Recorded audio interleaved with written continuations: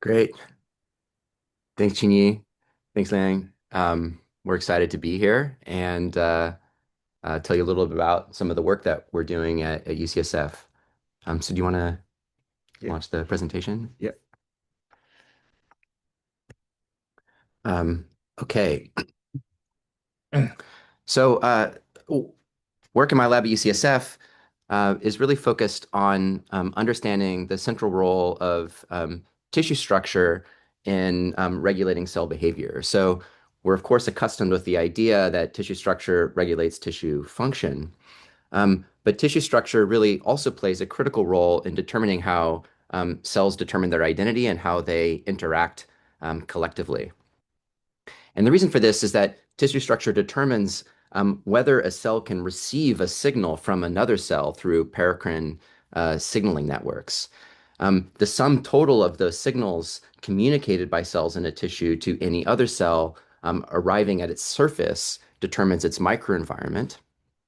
And microenvironment is understood or computed through gene regulatory networks to determine cell state. So cell state we can define in many ways. It could be the transcriptional program, it could be the metabolic state.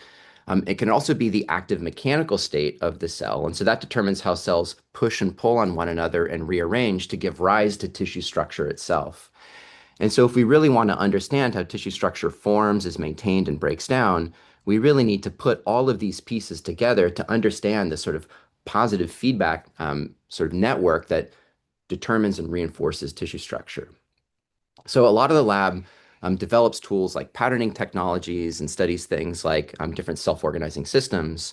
But we've invested a lot of energy over the last couple years in single cell technologies. And the reason for that is, of course, that we can't really measure paracrine signaling networks directly, but we can So, use these single cell. sorry to interrupt, Dave. It seems like we cannot see your screen. Oh, shoot. Mm. I must have never shared. Oh, I think, yeah, I bet.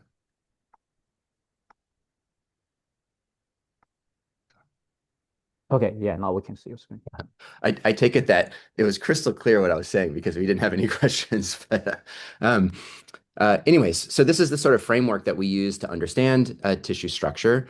And we're really interested in developing and applying single cell technologies because we believe that using these tools will allow us to infer how tissue structure couples to microenvironment and cell state. And so I think all of us are accustomed to thinking about cell state as existing on a low dimensional landscape. And so this is, of course, the famous figure from Waddington's paper in 1957 that is meant to show how a cell moves down this landscape, ultimately differentiating into different states, which would represent the valleys at the base of this structure here.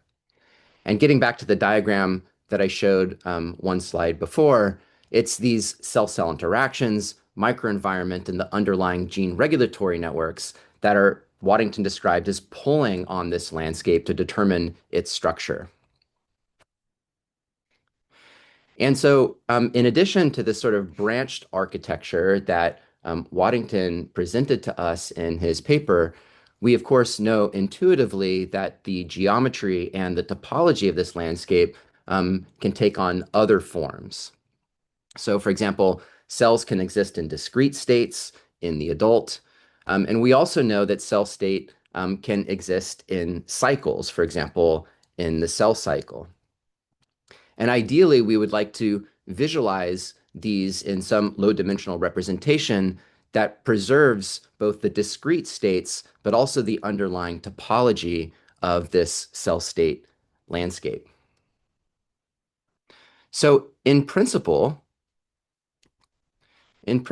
using techniques like single-cell RNA-seq, if we're able to sample deeply enough into a developing organism or a disease process, here I'm showing a movie of the developing C. elegans embryo, we could reconstruct the transitions that these cells move through as they develop. But in practice, we wouldn't be able to do this sequentially. What we would do is sample across many developing organisms, each which were slightly at a different position along development. And practically, this would probably have to be done through several different experiments. So in this case, a collection of embryos in one data set shown here in red and another data set shown here in blue. And so these discrete samplings of this developing worm would be processed through, for example, the 10x pipeline to generate libraries. And then these would have to be integrated to reveal the trajectory that these cells move along as they differentiate. So ideally, we would get a representation of cell state that looks like the diagram up here at the top, which shows the sort of linear branching trajectory, which we know C. elegans moves along as it develops.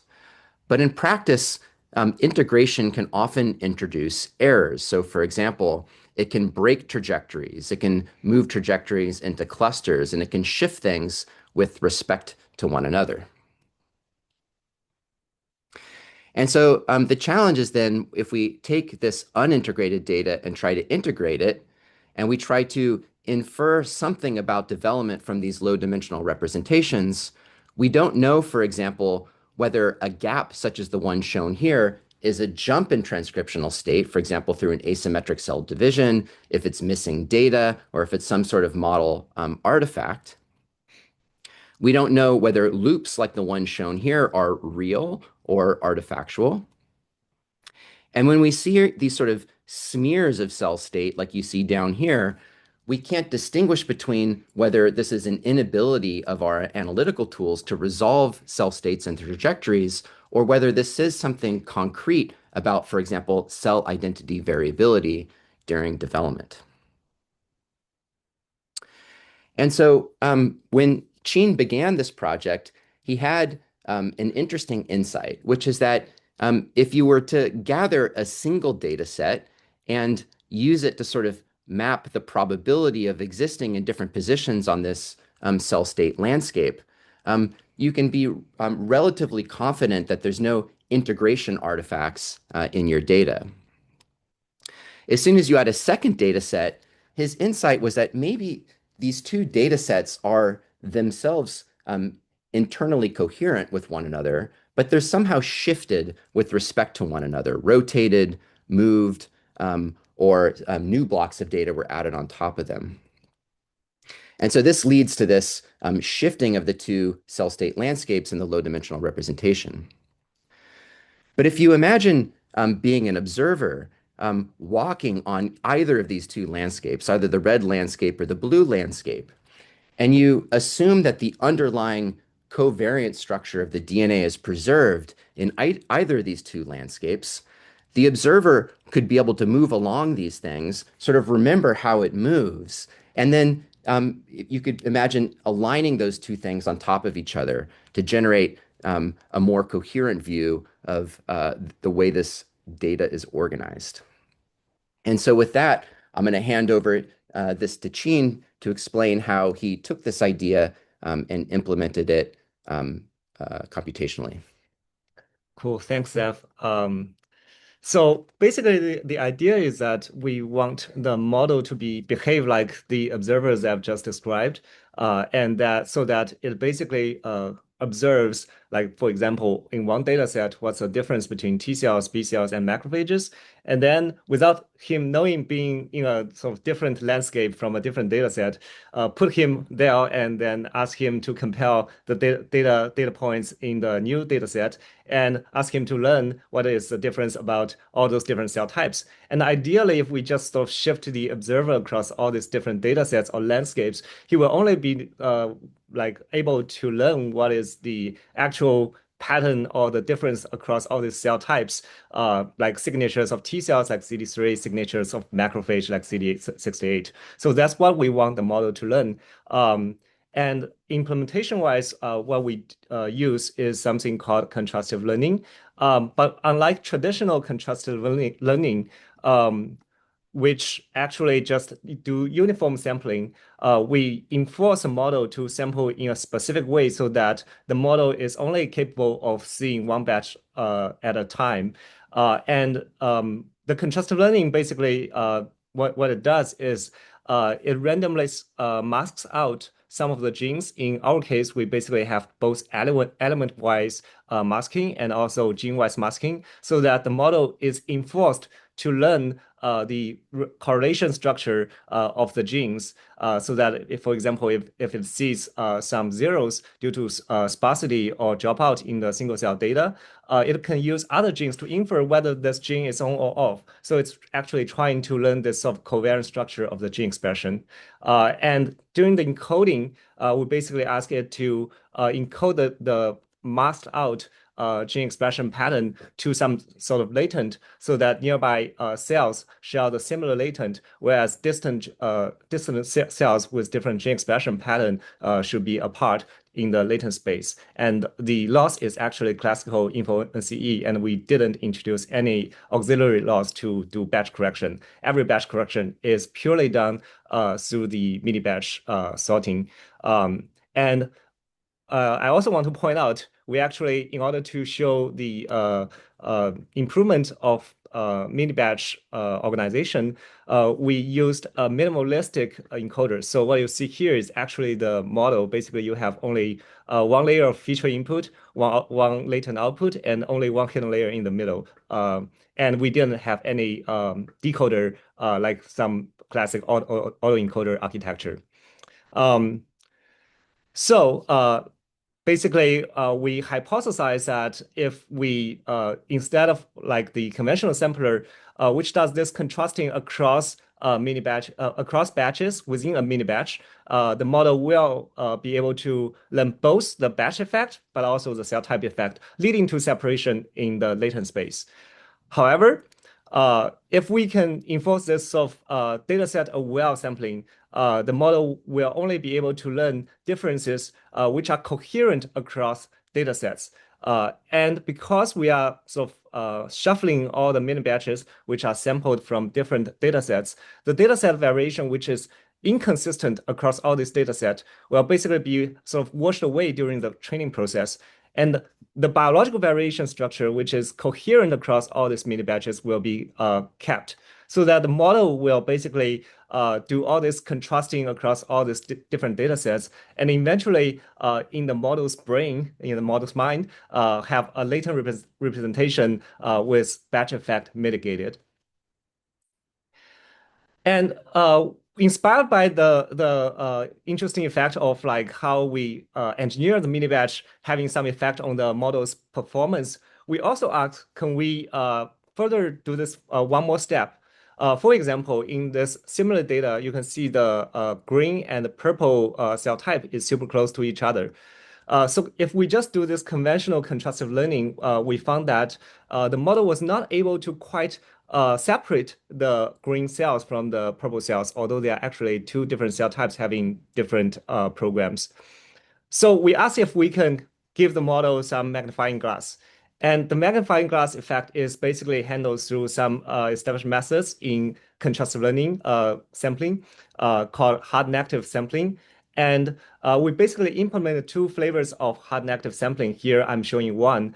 Basically, the idea is that you, instead of just globally doing the uniform sampling, you also find the local neighborhoods of the cells and sample more within each of the local neighborhoods. So during training, the model is essentially not only just comparing the T cells against all the other major cell types, but it's also looking within the T cells and trying to understand what is this, for example, helper Th1 cell different from the other helper Th2 cell. So it was able to capture those more intricate structures within a cell type. And indeed, you can see like in this simulation, the model was able to tell the difference between the purple and the green cells. And we can basically combine this two dataset aware sampler for batch correction and hard negative sampler for like increasing resolution in a probabilistic way to basically get a joint probabilistic sampler for CONCORD, so that it basically simultaneously does the batch correction, as well as improving the resolution of the latent representation. So in a short summary, what we did in the architecture side is that we basically model architecture-wise, we use the simplest model possible out there. And we only changed the way how the model sees the data through the engineering of mini-bench sampling by replacing the conventional sampler, which is uniform sampling, with CONCORD sampler, which is a joint probabilistic model of hard negative sampling combined with dataset aware sampling. And in the end, to our surprise, we get something which outperforms the state-of-art model in terms of data integration, as well as resolving the detailed cell state and cell type structures.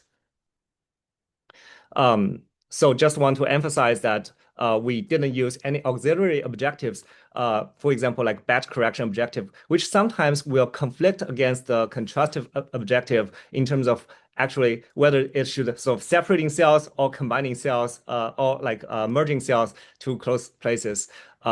So the architecture itself is rather simple. And so we basically tried simulation data sets and try to simulate all kinds of different batch effect and ask if this kind of model architecture can allow us to correct all these different types of batch effect. And we can benchmark CONCORD against some of the existing batch correction methods out there. And we found most of the existing methods are susceptible to some different flavors of the batch effect, whereas CONCORD seemed to be learning the covariant structure of the underlying gene expression quite well. So it was able to align all these batches together, regardless of the batch effect we simulated. And more interestingly, we found that because CONCORD seemed to be learning the sort of underlying gene covariant structure, it doesn't have to see all the batches.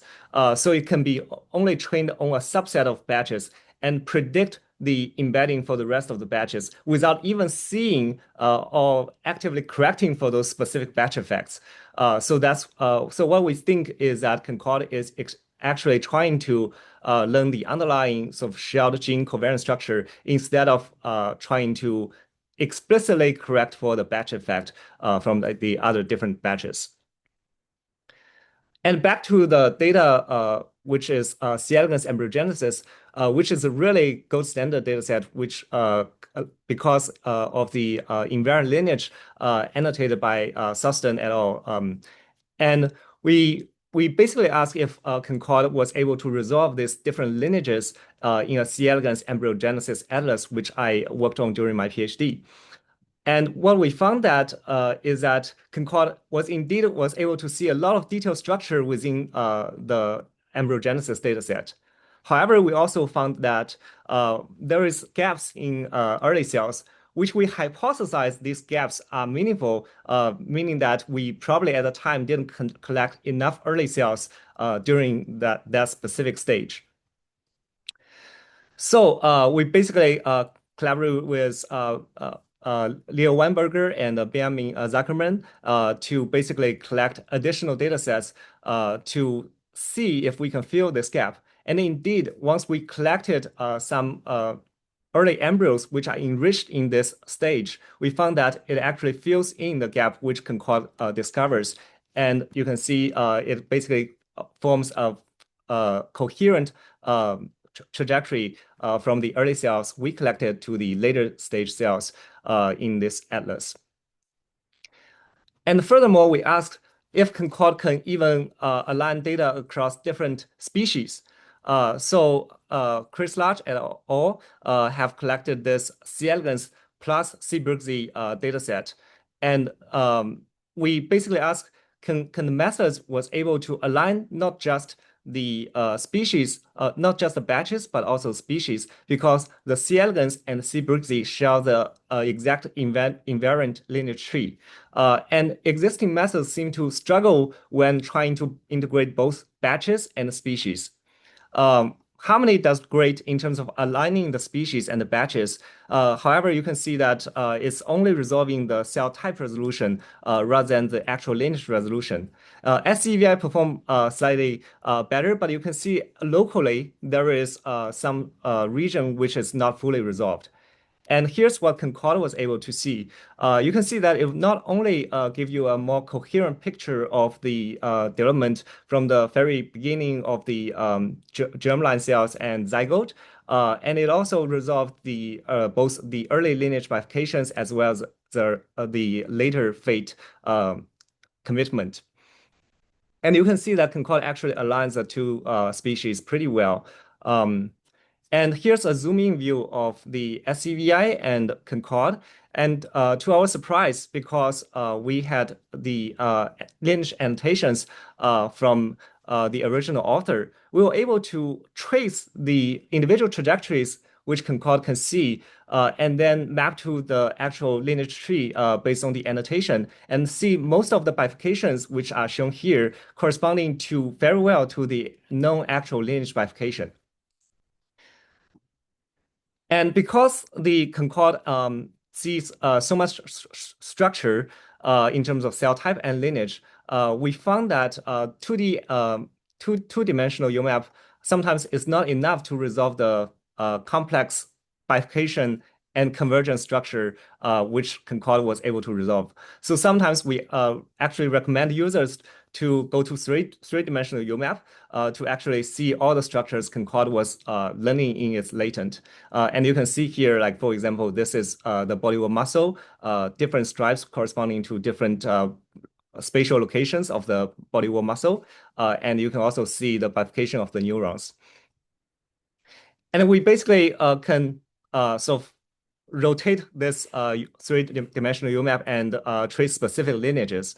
For example, this is a lineage tree, subtree, giving rise to 3 neurons, and the other descendant actually goes apoptosis. And methods such as SCVA and several other methods was not able to fully resolve this kind of bifurcation trajectory. And here's what we were able to see using CONCORD. So you can just like rotate this three-dimensional UMAP without actually zooming to individual lineages. And then just like within 3D UMAP, you can just see that the first bifurcation giving rise to the AOA ASJ progenitor and the ASC neurons, and the second bifurcation giving rise to the individual AOA and ASJ neurons. And additionally, we found that the CONCORD latent is more interpretable because if you can look at the pattern of the latent neuron activation, you can see that interestingly, as ASE matured, it actually bifurcated out into 2 states. And we can basically map this back to the actual gene expression and found that this bifurcation corresponding to the left and right asymmetry of the neurons, which are functionally asymmetric but morphologically symmetric. And we can basically quantify the lineage fidelity of concordant latent representation using a more principled approach, not just like doing this cherry picking. So we think that a good latent representation should basically have local neighborhoods which are enriched either by the lineage itself or including its like parents, direct parents or siblings.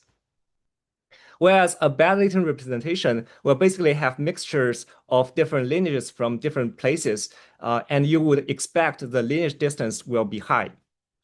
So we could do this quantification across all the neighborhoods, asking how pure is the neighborhoods across different continuous neighbor size. And you can see that for most of the neighborhoods, CONCORD actually sees very high lineage purity, meaning that the surrounding continuous neighbor are just the lineage itself. And it also have a very low average lineage distance, meaning that the neighborhood only contains the lineage itself or its direct siblings or parent. And we could also ask if CONCORD was able to apply to more complex organisms like mammalian cells. And our lab have generated this intestine morphogenesis data asking how villi developed during early embryogenesis in mouse. And we basically collected single cell data from different developmental stage and as well as different locations. And we can basically pull all these data sets from different batches together and run through CONCORD. And what is super interesting to us is that we find a lot of loops. And CONCORD not only was able to resolve the different cell type structure, but also was able to see these loops seem to be corresponding to the cell cycle, which actually seem to be coupling with the differentiation which we can see during the development.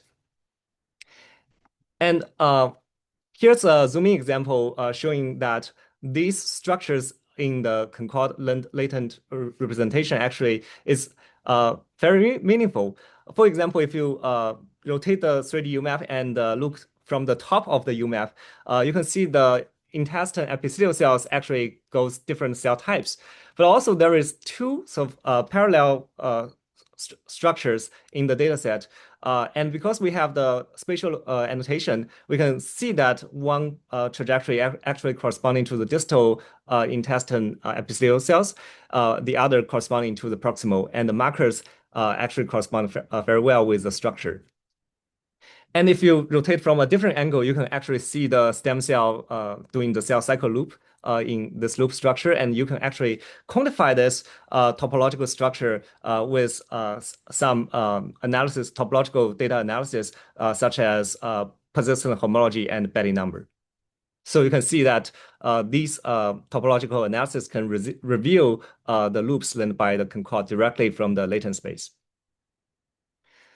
And we also ask if CONCORD can be extended to other data modalities, such as spatial datasets.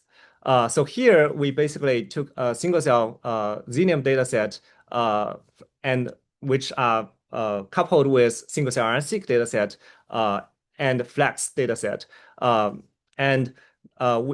It basically all these experiments are carried by tags on a single slice of the on the same tissue, and the intersection of all these different assays are only about 300 features, and we basically put this small data set into CONCORD and other integration methods. And what we found is that CONCORD was able to integrate all these different technologies and resolve all these different distinct cell types, which are annotated by the original author.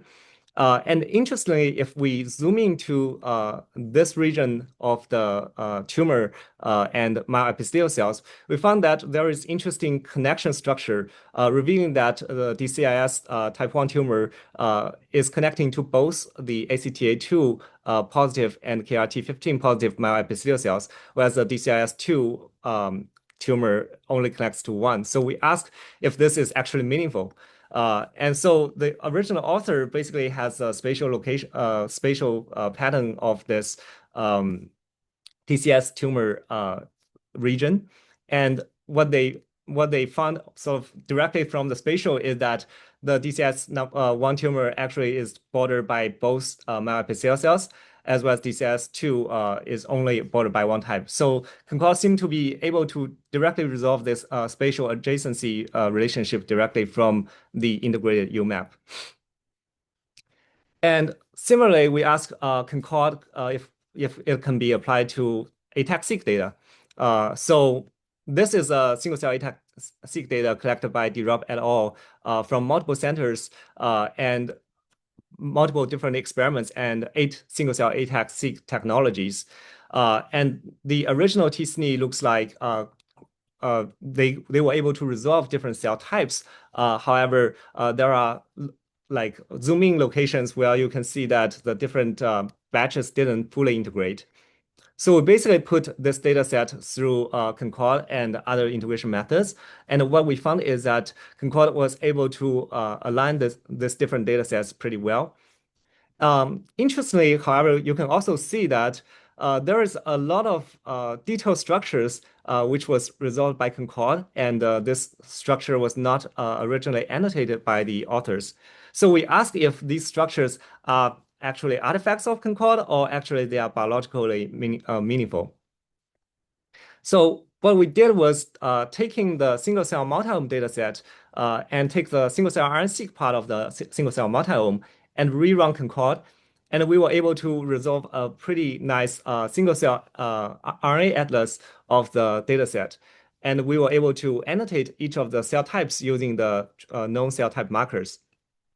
And then we can just take this annotation and transfer the label to the corresponding single cell ATAC-seq cells and look at the distribution of the single cell multi-ohm labeled single cell multi-ohm cell on this global UMAP.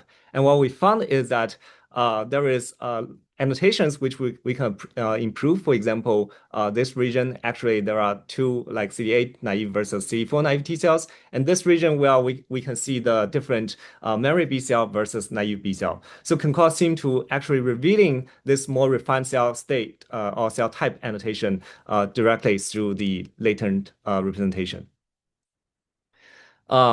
And I also want to mention that we spend a lot of time improving CONCORD in terms of memory and RAM because we want it to be not only just run on individual datasets, but run on Atlas scale dataset.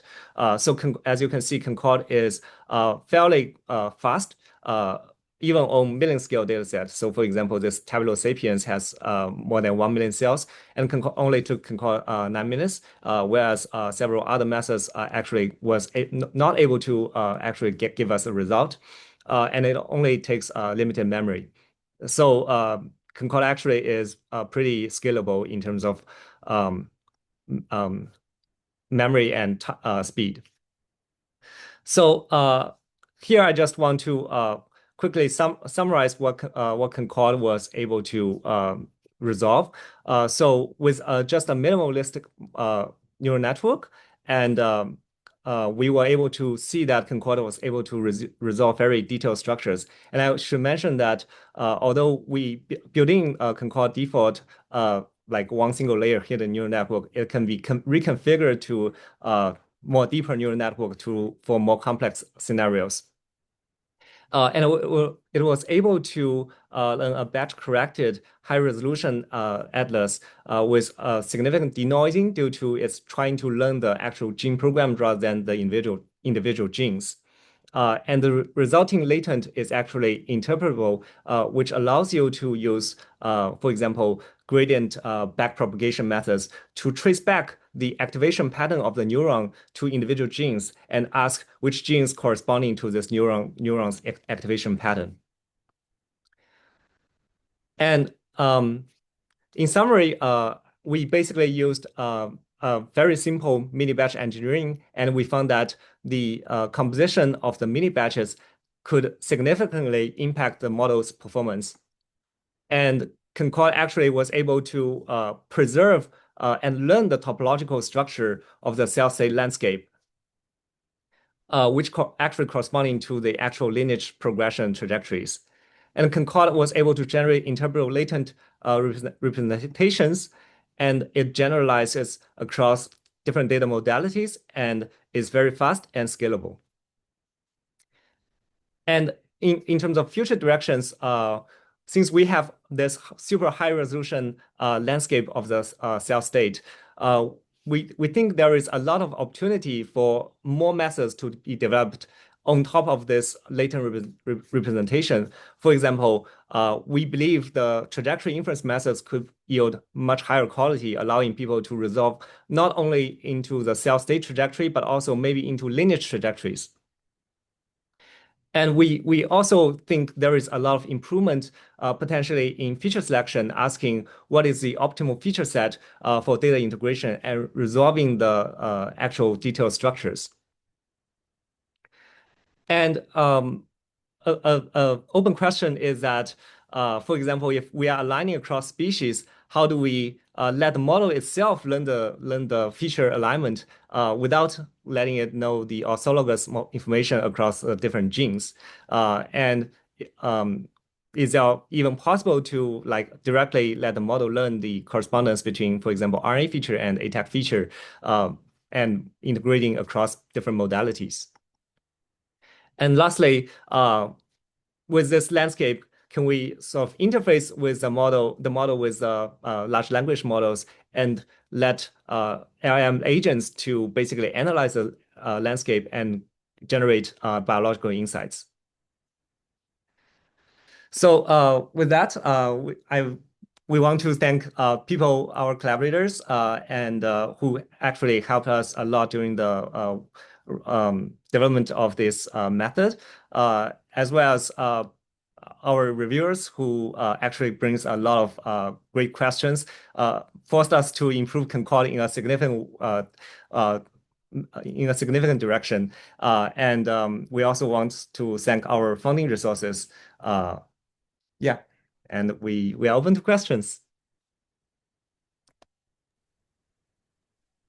Great. Thank you so much. Thank you both actually for the great talk. Do we have any question from our audience? So you are welcome to put your question in the Q&A session or just raise your hand. We can unmute you. Thank you for the great presentation. I have a couple of questions. One is that I think CONCORD aims to remove batch effects while preserving fine-grained biological structure. I wonder how sensitive it is to extremely rare cell types or like some dataset-specific cell states. Like how are those preserved?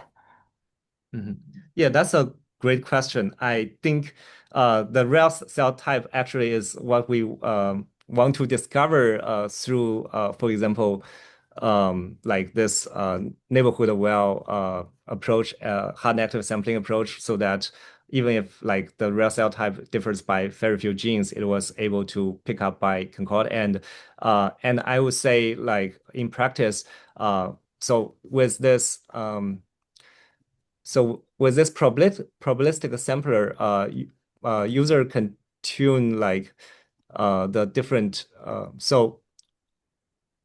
so for example, here, we found that even if you just like enforce the dataset only like a sampling, it was able to learn the dataset specific cell state and without problem. But if there is like the user also wants the model to actually be exposed to some like condition specific signals, the user can basically make the dataset of a sampler like leaky, so that the model was able to also to learn cross dataset variation. Although in practice, like for just like if the data set have some shared covariant structure, say like there is some shared cell types in the data, the rare cell type will always expose itself even without this like leaky dataset aware sampler. Thank you. And how does CONCORD behave when datasets capture like discontinuous biological states or missing some developmental intermediates? Is there any risk that this can actually artificially bridge the gaps? And that's a great question. So that's I think what we were trying to see through the simulated data and through this sort of actual experiment. So the gaps in CONCORD actually is meaningful. And what Zev and I have observed is that the orientation of the gap, for example, you have a trajectory here, you have a trajectory here. They seem to connect, but there is still a gap. That's actually also meaningful. And that sort of indicate that there is a low density region of cells in that gap. And actually, in this experiment, we actually show that you can just use that information to collect additional data sets to fill in the gap. Here we indeed see that it actually give you a more coherent view of the actual embryogenesis landscape. It's actually really fun to interact with the three-dimensional UMaps, because again and again we've had this experience where you'll see broken trajectories. And by rotating the UMap, you can basically look down one trajectory and see the distal component of the trajectory pointed directly back in the direction that the first one is moving along. And that could be, as Qian's pointed out here, a gap in the data. It could also correspond to a rapid cell state transition, for example, due to asymmetric cell division. Yeah, I think to make the question, like we actually simulate this scenario with different degree of overlap, like for full overlap, partial overlap, no overlap between the batches, but there is one single cell connected, and there is a gap. So we actually compiled the results from all these different integration methods, and we found CONCORD was robustly actually learning which is the overlapping region and where the cells connect. And if there is a gap, it's not forcing them to be connected. Yeah, this is really cool. Yeah, and the 3D UMAP visualization of the topology is kind of really informative. Um, and I just wonder, like, what quantitative evidence, like, do you have to when you compare with other methods? You mean like the benchmark metrics, right? Yeah, Uh, like, yeah, so we actually used both existing like benchmarking metrics. For example, like the whole implement metrics by looking at all paper. Basically, there is already multiple great metrics measuring biological label conservation from like NMI, ARA, and batch correction from different tests. But we also noticed some of these metrics are not complete in terms of measuring the learning and preservation of the topology and geometry of the landscape. So we additionally basically devised additional metrics such as the preservation of the expected Betti number and the actual stability of the Betti curve to basically so just for some context, Betti number and Betti curve is actually measured Betti number corresponding to like the number of like isolated components like beta 0, beta 1 corresponding to the one-dimensional holes, and beta 2 corresponding to the two-dimensional voids, etc. So basically, we can use these statistics to evaluate the preservation of the structure, like how many loops there are. Like we would expect, for example, in this kind of simulated data set, Concord should discover there is, okay, 3 loops in this data set. And you can see, read from this sort of persistence diagram, there is like Concord sees 3 dots, or through this Betti curve, Concord stably sees like there is a plateau at Betti number 1 equals 3. So so we basically build into this kind of topological evaluation metrics into Concord as well, so that we can ask if the topology is preserved in the latent space. yeah, this is so cool. Thank you. Great. We also have one more question from our audience. Let me try to unmute. Okay. Vathans, I think you can speak now. Yes. Hi, really great analysis. I just have a question about the lineage, like how you guys understand the lineage trajectories. Is there a confidence rate or a score that you assign when you identify these lineage trajectories? Because, like, how do you define the genes that are expressed in these lineages when there's noise or when there's no, like, very less noise or anything? Have you guys thought about those things? Um, so to clarify your question, are you like sort of saying are you asking like if we can like quantify the confidence in like how the observed trajectory in the Concord latent corresponding to the actual lineage, or are you asking specifically about the gene expression along the trajectory? And to what noise Concord was able to denoise the gene expression. So to the former, I think what we Oh, was measuring. and yeah, sir. I was asking about both. Oh, okay, cool. So for to the former, like this would be I think in my opinion one key statistic to trying to understand if the Concord sort of lineage structure actually corresponding to the actual lineage tree, because you basically you would imagine like if you just like sample randomly across the neighborhoods on this concordant landscape, if it's actually mimicking the lineage tree in any way, the cells neighborhood should just contain like either itself or it's like parents or daughter cells or direct siblings, not like lineages which coming from a totally distinct like branch. And Vasant, just to be clear, the reason that we chose C. elegans is that we know the genes that are diagnostic of each lineage, and we also know precisely what the structure of the lineage tree is. And so it allows Qin to do this analysis. So if you look at, for example, this top image here where it says good latent representation, the way that this analysis works is you take this cell here shown with an orange star and you ask, are the cells in its neighborhood only from the cells that come just prior to it in the lineage or just after it in the lineage? And so long as you only detect those cells, you know that your representation is true to the actual lineage of the organism. Whereas if you pull some of these purple, brown, and green cells in, as you might have in this bad latent representation down here at the bottom, then you know that you're introducing artifacts. And so that's the sort of the key analysis that's shown on the next slide. Yeah. So yeah, that's great. I understood that that was the reason you guys chose C. elegans, but I was thinking of like applying Concord to other data sets where like maybe in some cases where the marker cells or the marker genes aren't well defined, so the clusters aren't defined, and you're just trying to understand the lineage of the whole data set and lineage of certain cells. So in that case, I was just wondering how would Concord help in defining these trajectories better? And is there a way to assign confidence rates to these genes specifically, not really cells, but genes? Yeah. I don't know if that does that. Are you able to understand my question? yeah.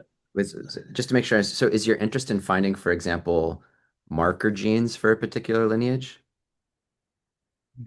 Not really marker genes. So say, for example, take a data set where it's like not all the cells are well studied. So obviously you have a couple marker genes, but say there's a set of cells called transit amplifying cells, which are not at all well defined because there are multiple genes and there's multiple functions and there are multiple trajectories they can get into.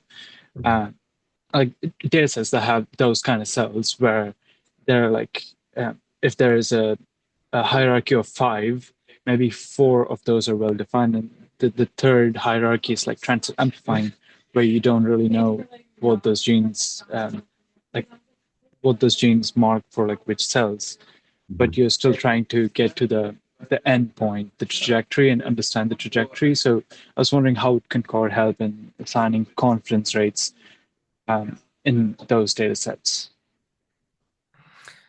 Maybe I'll say something really Yeah. quickly. So I think there's a practical question here and a really deep question here.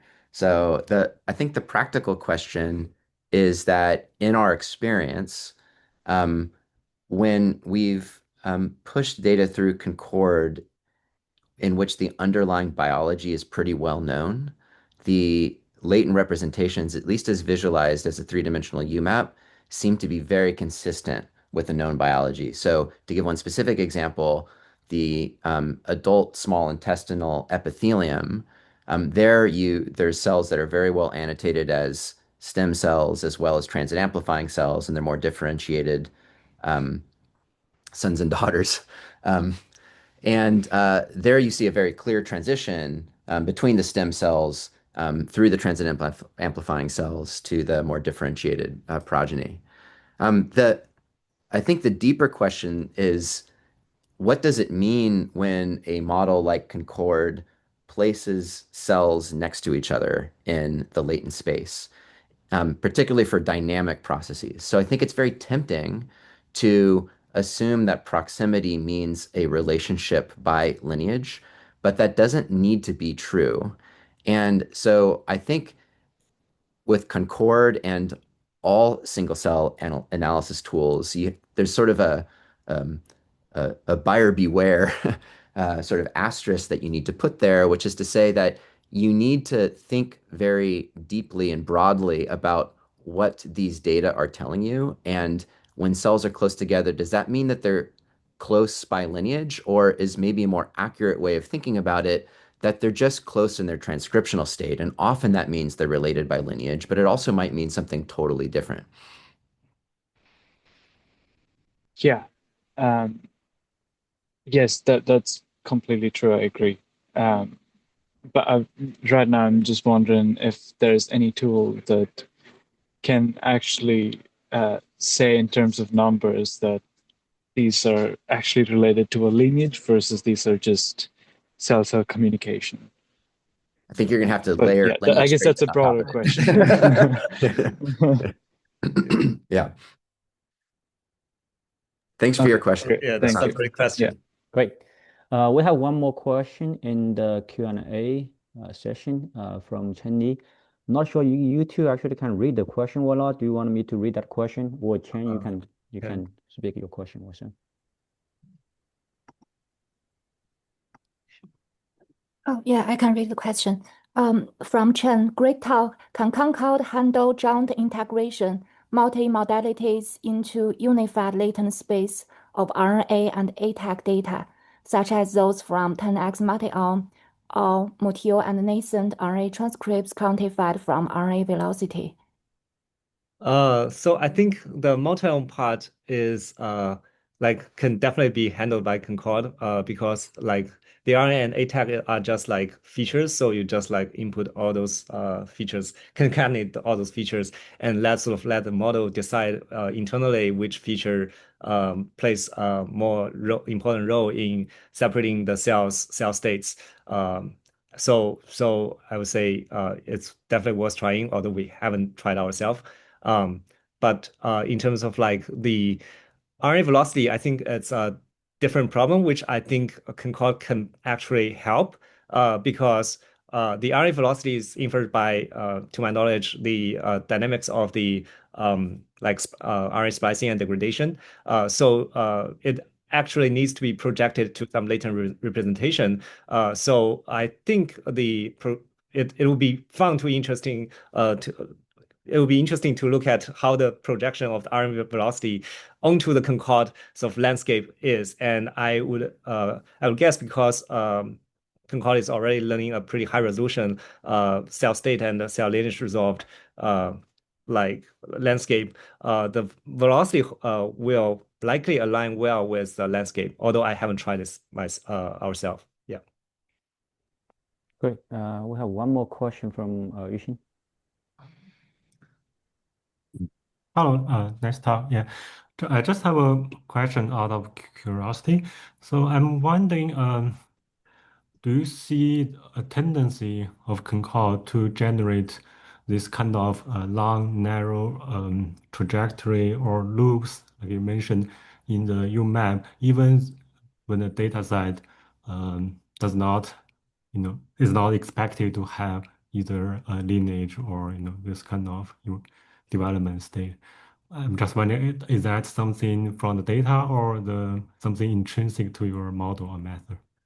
Yeah, that's a great point. We asked the same question in our manuscript. We have a simulation of like basically a homogeneous Gaussian like cluster, and we do find some methods tend to stretch the Gaussian to like some trajectory like structure, but Concord is respecting the like the structure. I would say more, and it's not like stretching it in any particular direction. You can directly see from the simulation. And in practice, we do see like like clusters which are supposed to be like less heterogeneous. For example, you can actually, I can show a quick example here, which is the intestine data set. So there is this group of cells which doesn't have any loop structures. And actually that group of cells is erythrocytes. So you can see it's not like, it's basically like pretty, there is no loop in it. Whereas almost all other cell types which are doing the cell cycle has this loop structure. So we do think like the filaments, because we can just go into each of the filaments and run like switch DE, like differential gene expression analysis on top of that, we can actually see the actual gene expression difference along that direction. Whereas for more like homogeneous cell type, we wouldn't expect Concord to stretch the cell type. Right. Thank you for the insights. Great. Any other question from the audience? All right. Well, thank you so much for the great talk, and I think it's a very good discussion. Yeah, just feel free to reach out to Zev and what's Qin, and if you have other question, I think they actually told us it's okay to reach out. So if you have any question, feel free to reach out. And yeah, I think if there's no more question, maybe you can stop here. Thank you, the Qin and what's Zev, and all you guys' attention, and have a nice day. All right. Thank you, everyone. See you later. Thank you, everyone. Thanks.